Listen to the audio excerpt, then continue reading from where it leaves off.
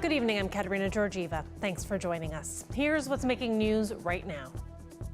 I think when exercising the right to protest, individuals have to be cognizant of what the impact that could have to the children and to the parents who go to a pediatrician's office. Well, we're very pleased, actually, that our agency and the coordinators of Pride Fest will be working with the Windsor-Essex County Health Unit to be hosting that monkeypox pre-exposure vaccine clinic.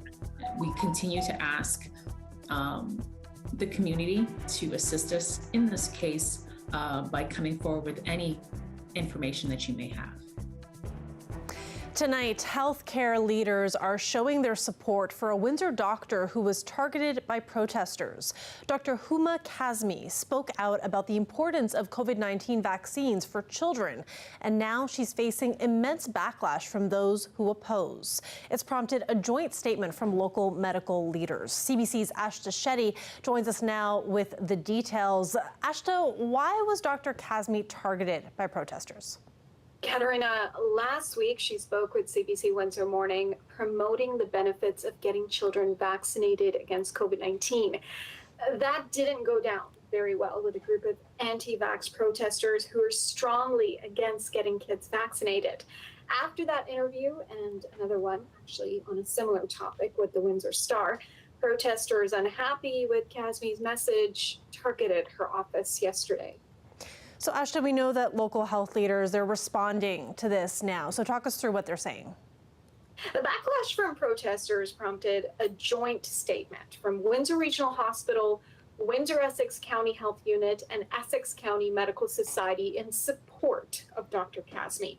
The statement says, in part, medical leaders from all three organizations, quote, stand united in their condemnation in the strongest possible terms the anti-vaccination protests that have taken place this week outside Dr. Huma Kazmi's office in Windsor.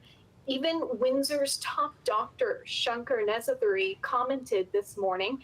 He's asking protesters to be aware of the impact they may be having on children and parents visiting the doctor's office. The doctor who is affected by this has served the Windsor-Essex community for 20 years. She treats thousands of children. Some of those children have significant medical problems, including diabetes and other very significant disabilities. I think we should be cognizant and recognize that it's stressful for children and for parents to have to cross or have to be dealt with protesters in a picket line when they're trying to get their children to get basic and important medical care.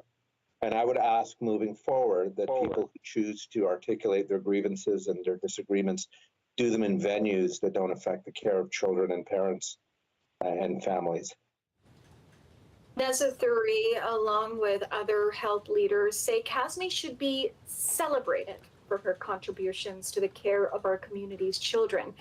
I reached out to Kazmi to hear her reaction to the support she's received from Windsor-Essex's acting medical officer of health, but she wasn't feeling very ready to talk today. Katerina. Thanks for this, Ashta. That's CBC's Ashta Shetty. Monkeypox vaccines are now available for those at higher risk of the disease here in Windsor-Essex. The local health unit will be offering shots to those who want them this weekend during Pride festivities. The CBC's TJ Deer reports. Nurses will be available to provide health information and resources on monkeypox, as well as offer pre-exposure vaccination for monkeypox for those who meet criteria and qualify to receive that. The move marks a first in Windsor-Essex. The health unit is distributing the vaccine as a preventative measure instead of a reactionary one. So far, the health unit says the majority of monkeypox cases have been confirmed in men who have sex with men. It's making sure the rollout is being done in the most effective way to minimize the spread of the virus, despite the potential stigma that may come with the clinic. We have to contextualize or make judgments based on what we know today in clinical practice. It's no different than everything else in medicine. We try to focus our resources on where we can make the biggest impact. Some in the LGBTQ community have been challenging that stigma. One organization has stepped up to help educate Pride attendees and the broader public about the virus. We're very pleased, actually, that our agency and the coordinators of Pride Fest will be working with the Windsor-Essex County Health unit to be hosting that monkeypox pre-exposure vaccine clinic.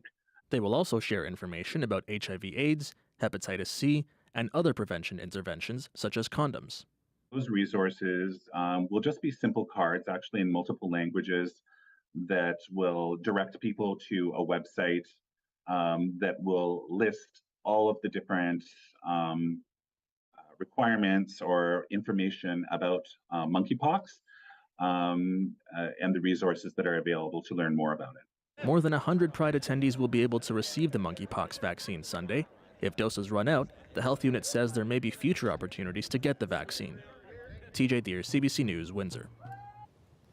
There's a push to better prepare new nurses psychologically as they enter hospitals during a crisis. It's being done by a research team at the University of Windsor. The idea for the new course came after research they did showed that many nurses were leaving the profession because of working conditions. Jacob Barker has more on that story. The pandemic has taken a big toll on nurses. A lot of them had left their units, had left their hospitals, were leaving the profession. In some cases, there was no plan. Menard and her team interviewed nurses throughout the pandemic, hearing issues from disrespect in the workplace to heavy workload. Her team aims to fix this. So it seems like there's something potentially that's missing between the formal education, the nursing programs that they complete, and the realities of the jobs in which they find themselves. Using tools common in nursing education, but giving them a twist. Simulations are something that's been done in nursing education for a long time, but it might be things like, managing a postpartum hemorrhage or running a good code, an effective code. And our simulations are going to be more like, how do you recognize when your colleague is burned out? How do you manage working with a patient's family when they're denying that their family member has COVID? The program comes as healthcare workers are sounding the alarm over staffing shortages in the province. The Ontario Nurses Association says 25 hospitals scaled back over the weekend. We're throwing everything in the kitchen sink at this. Confronted with that, Premier Ford acknowledged the province needs as many nurses as it can get. The reasons that senior nurses and mid-career nurses left are different from the reasons that early career nurses leave. So I think to effectively address the staff shortages across the province, it's going to take a holistic intervention. It's going to take all kinds of different approaches at different levels for different groups. The president of the Ontario Nurses Association says she likes the idea of the program. Better always eyes wide open than closed going into something. It may scare people to the point that they might want to change their field even before they started. A worry that isn't shared by Menard. I think by the time students are in their fourth year, they're already fairly committed to the job. And I think whether or not we tell them or whether or not they find out firsthand, it might be less of a shock if we prepare them for it. The 10-week program is still in development and is set to begin next spring. Jacob Barker, CBC News, Windsor. Meanwhile, provincially, several healthcare unions are banding together to demand the government do more to address the staffing issues plaguing hospitals. They say Ontario nurses are past their breaking point, burnt out, and left believing there's no hope for change. Ali Chasson has more. Because nurses cannot go on strike. We have life to look after. We have people to look after. We love to look after people. That's why we decided to do this job. Due to staffing shortages, nurses are feeling overworked and underpaid because Bill 124 stifles their salary increase at 1% annually. They can't strike over it. So people will leave the job. Today, a coalition of healthcare unions laid out 5 steps the government can take to stop the hemorrhaging. 1, provide the existing workforce with physical and mental health support services. 2, send a signal that the provincial government is listening to the cries on the front line by repealing Bill 124. 3, put in place financial incentives to retain staff. 4, recruit back retired staff. And 5, to invest in training now for a growing and aging population. If Premier Ford doesn't like our plan, then what's his? Ontario Health Minister Sylvia Jones gave the College of Physicians and Surgeons and the Nurses College 2 weeks to come up with a plan to expedite the registration of new internationally educated healthcare staff, like Jeremy Pentig, a practicing nurse from the Philippines. It's very frustrating for us. These are nurses, these are our colleagues, and we want to help them, right? And we have the skills, we have the ability to help them. But please give us the chance to.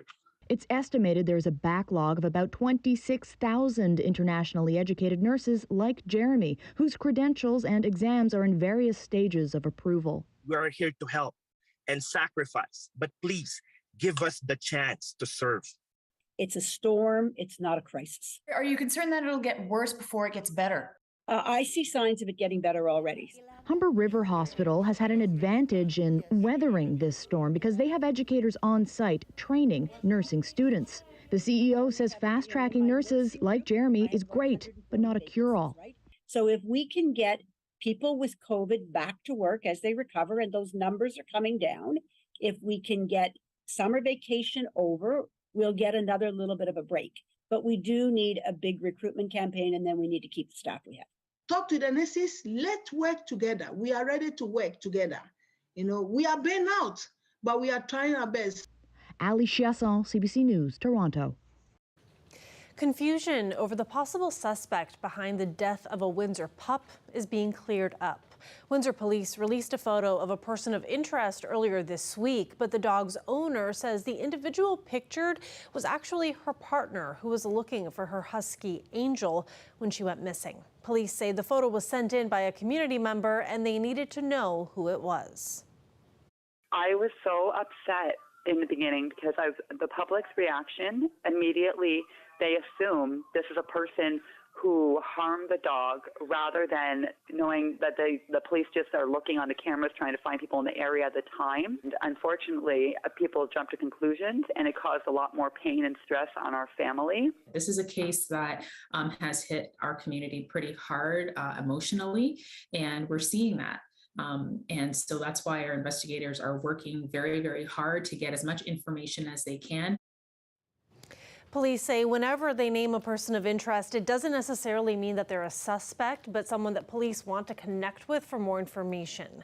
De Silva is relieved that it's been cleared up. Angel, the dog, first went missing a week ago and was later found with third-degree burns and bloodied paws. Angel died from her injuries on Monday. Police are still investigating, and De Silva hopes for justice.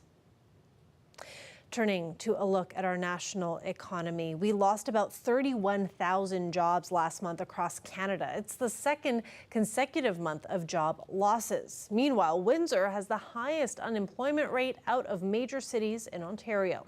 And as Nisha Patel reports, many sectors are struggling to fill positions. There's a goal many Canadian businesses are finding tough to meet: hire more workers. It's not just the airline industry. Everyone's fighting for the same group of people. Arvin Nagulis is holding daily job fairs, trying to fill positions to clean and refuel aircraft. His recruiters have been busy as airlines ramp up rapidly to meet skyrocketing demand. That presents a lot of challenges to be able to recruit, to train, to get the right people. Hotels and restaurants are desperate for workers as post-pandemic business and leisure travel booms. It's become certainly increasingly competitive in terms of attracting talent. Our demand has grown exponentially. So where did July's job losses come from? The public sector, and especially service industries, retail and wholesale trade, healthcare and education. Some of the decline can also be explained by a surge in retirements. Last month saw many older women exit the workforce. I think we saw delayed retirements through the pandemic. Who wanted to retire when you couldn't travel? And now we're seeing those numbers ramp up. Still, this is the tightest labor market in decades. There are almost 1 million positions open across the country. Wages are rapidly rising, up another 5% last month. Experts say Canada's challenge is not a lack of jobs.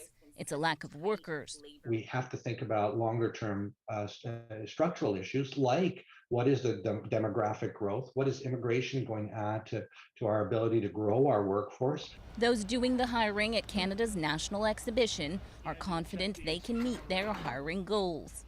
We had over 1,000 people very early lining up, ready to go. We have hired over 750 people. Good news for young job seekers hoping to work the Midway for the first time in 2 years. Just to get some money, as well as just like have a good fun time.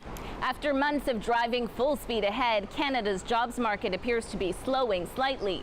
But experts say amid low unemployment and higher wages, policymakers will continue hiking interest rates next month. Nisha Patel, CBC News, Toronto. Some more relief at the gas pumps going into the weekend. Prices are expected to drop another 8 cents at midnight. Yesterday, prices fell 6 cents a liter and dropped another 6 cents overnight, continuing on a downward trend since June after months of increases. And tonight, they're expected to fall to just under $1.60. That'll be the lowest price drivers have seen since February. When you think back to being a kid and how you spent your summer vacations, it probably involved sleeping in, eating ice cream, maybe catching some cartoons. But for one local 10-year-old, it's all about doing laps on his bike around Windsor's Ford test track with the goal of helping others. And tomorrow he's doing a meet and greet for anyone who wants to come out and donate. Earlier today, he took a break from riding to tell CBC's Mike Evans all about his self-made challenge. I'm doing a 350-kilometer bike challenge, and I'm raising money for Drouillard Place. I started on June 25th, and I have to do 350 kilometers till October 1st. Drouillard Place is an organization that helps out families and kids. They have a food pantry. We're trying to gather money and food for that. I believe they do after-school programs. 350 kilometers, that sounds like a lot. Yeah, but he did 200 the first time, so we thought we'd push the limit a little bit further this time, and then maybe next time we'll do even more. A lot of young kids right now would be inside watching TV and eating popsicles, but not Owen. No, we're trying to keep him as active as possible, actually, and it worked. Always when people go to food pantries, they only get the necessities. I want to also work on stuff for the kids, like cookies, cereals, like fun cereals. Also healthy stuff too, like apples, bananas, pears, pineapple. Now tell us exactly about the event and when it's going to be happening. It's tomorrow, right here at Ford Test Track at the Seminole entrance from 9 a.m. till noon, and everyone's welcome to come on out, bring some non-perishable food items, bring your empties, we'd gladly return them. Bring your bike, do a lap with Owen if you'd like. Come on out, have some fun with us, and get some activity in. Way to go, Owen. That's awesome. Live look outside there. We've had some rainfall already today and some more expected. Plus that heat, it's persisting. We've got a heat warning in effect as well throughout the region for the weekend. So if you're celebrating Pride this weekend, that's something to think about. Bring your water if you're going to be outside. Dahlia Ashtree will be here after the break with more. Stay with us.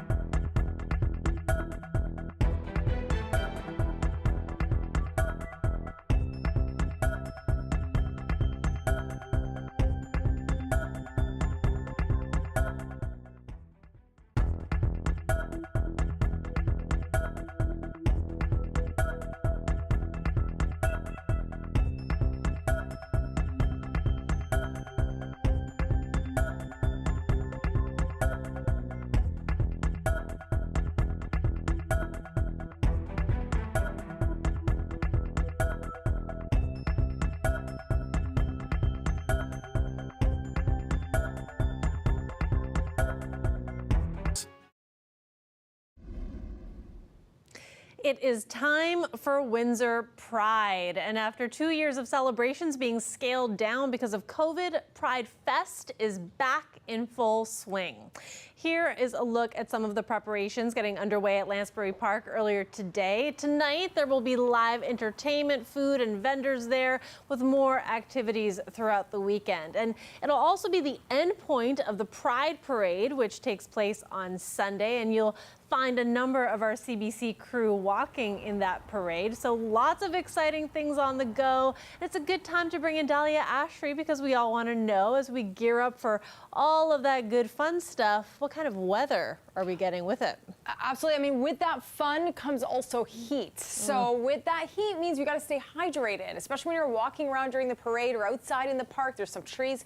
Might want to go under the trees for some shade. So extreme heat, mainly sunny, but there is a bit of a cool down later, which we'll get to in a second. So first of all, the normal high this time of year is usually 27 degrees, sitting well above that in Windsor, 28 degrees today with that humidex even higher, which we'll get to in a second. Normal low 16, and the normal and the low this time of year today right now is 21 degrees. Now, as for the temperature currently in Windsor, 28 degrees, pretty much the same across the board here. Chatham-Kent 28 as well, Goderich 27, and Kitchener 29. So high 20s. Now you factor in that humidex today, and right now it feels like 39 degrees, so almost 10 degrees higher. We've seen this pattern the past few days, and it doesn't seem to be cooling down tomorrow even. And a matter of fact, there is a heat warning that's in effect, which we will look at closely right here. So it's anywhere between Windsor, Leamington, this whole area here, southwestern Ontario, and even going out to the GTA region as well. And that will be lasting until Sunday. Now, can we expect rain? Can we expect a little bit of a cool down?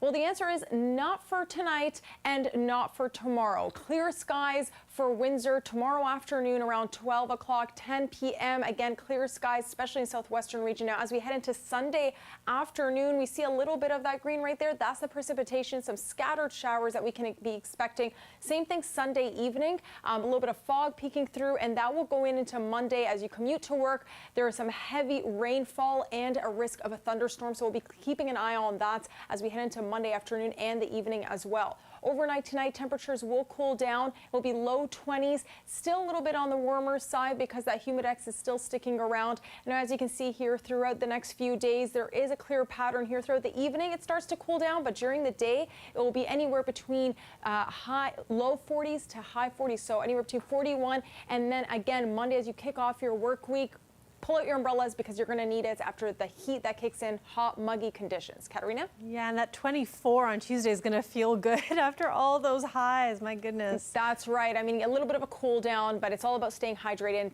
looking in and checking in on those who are elder and your loved ones. Exactly. Thanks for that, Dahlia. Thanks, Katerina. When we come back, some fallout after U.S. House Speaker Nancy Pelosi visits Taiwan. Stay with us.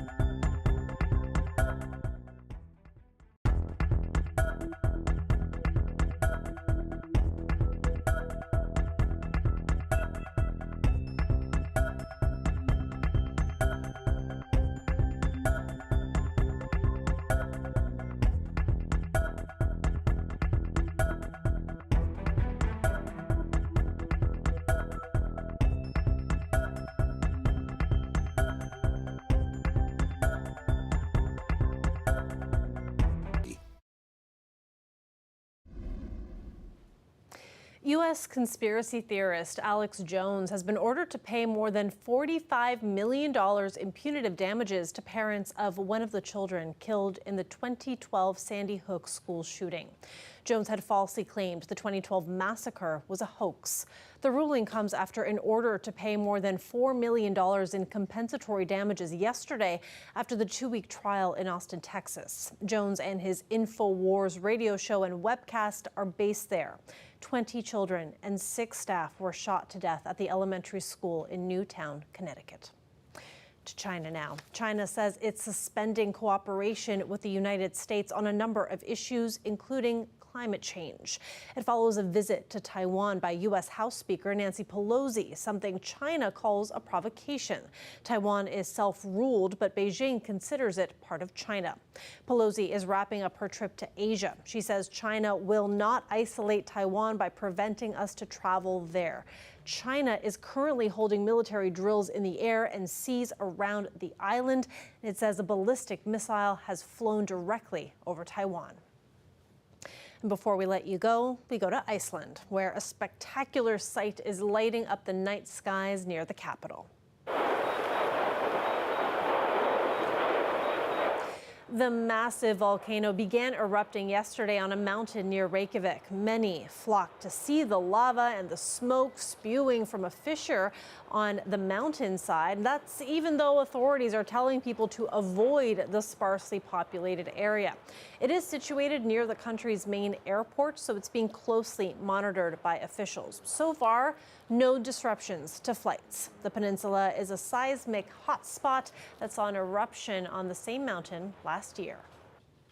That is it for CBC Windsor News. For news anytime, go to our website, cbc.ca/Windsor. Thanks so much for watching and have a great night.